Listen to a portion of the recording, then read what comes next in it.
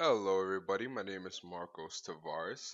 My website here is the world of hacking. Hacking is actually the unauthorized access of information from an individual from another computer. I find this topic very interesting, so I decided to do my website on it. So here we go. To tell you a little bit about myself, I am a junior from the University of Rhode Island.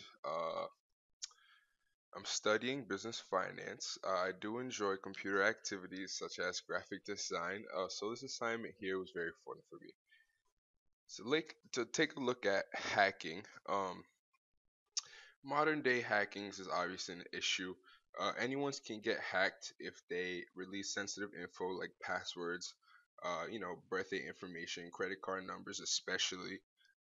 Here on my website, we will talk about types of hackers, examples of hackers in the world today, the nature of hackers, plus many more information that you'll find on the website.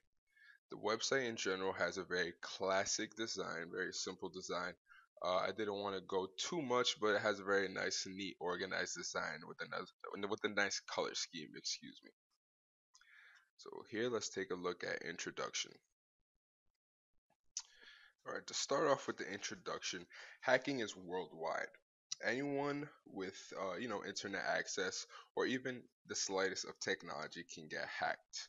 A lot of people think that hacking is completely illegal and unethical, which sometimes it is. However, hacking has been severely tainted. The image has been very severely tainted because the media always depicting it as an illegal thing, which sometimes it is. However, hacking at its core is not as bad as some people think.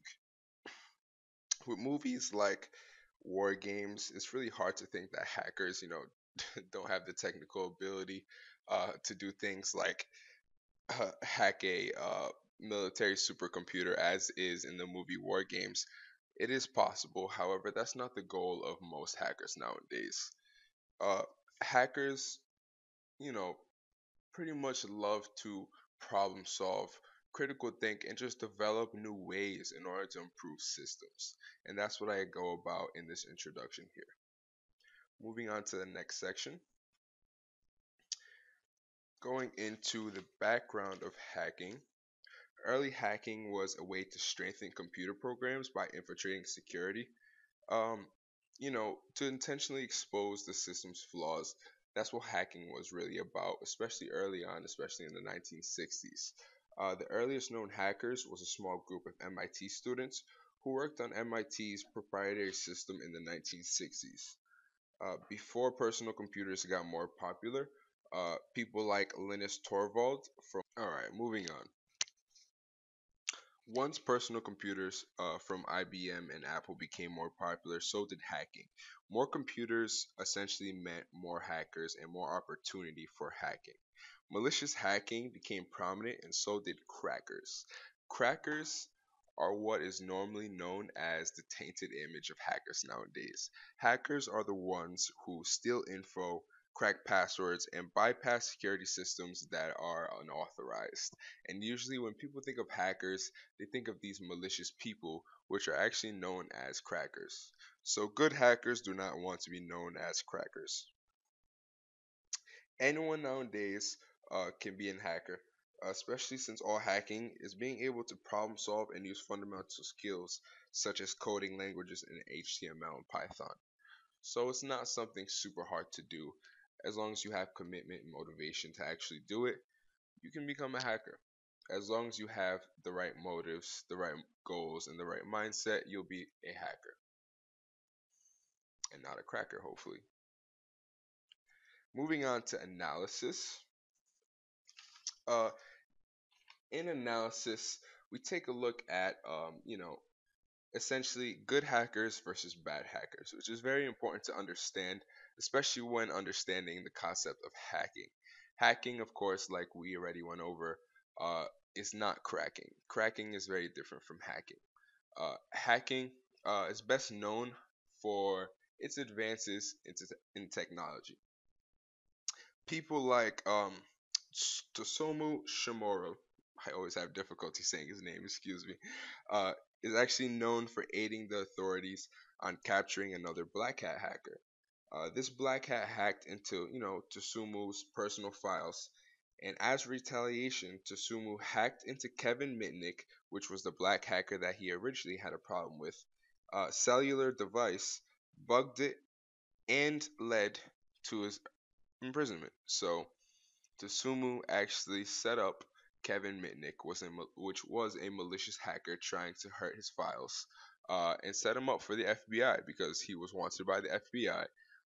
And as a good deed to Tsumu, set him up.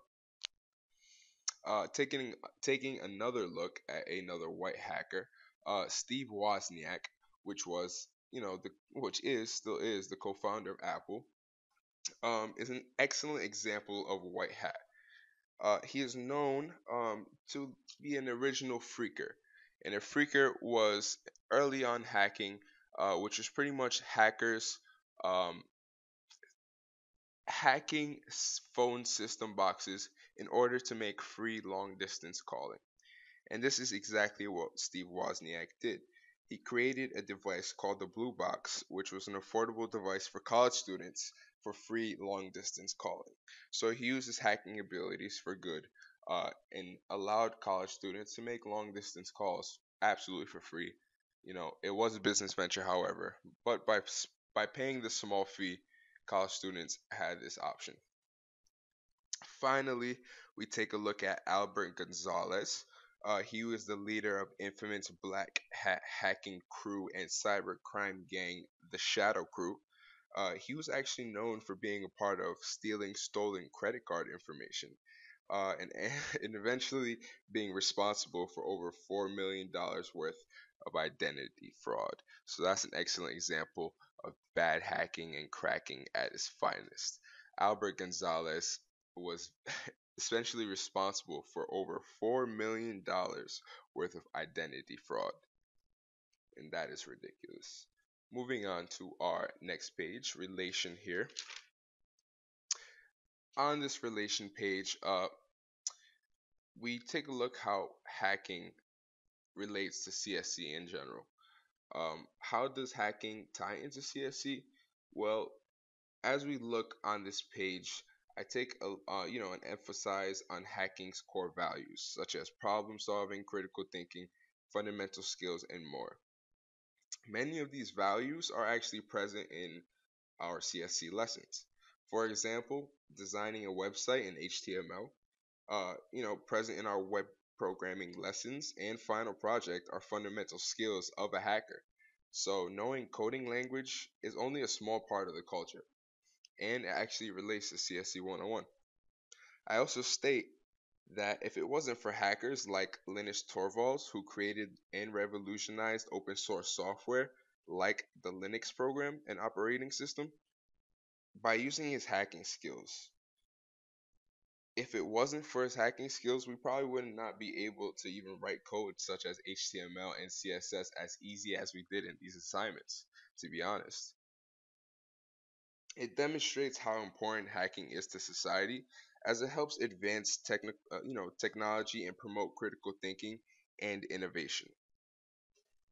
The main thing that I go over on this page is essentially the main thing we learn is that hacking throughout the years is that hackers attempt to find a vast variety of knowledge in order to ultimately create something.